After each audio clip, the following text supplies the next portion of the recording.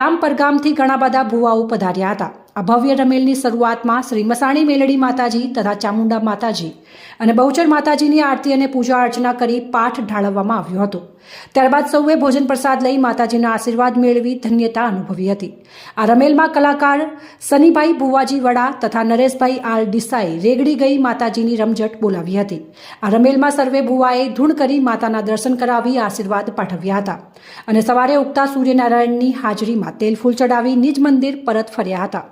આ ભવ્ય રમેલમાં Thara APMC માર્કેટના chairman Andabhai પટેલે વિશેષ હાજરી આપી હતી।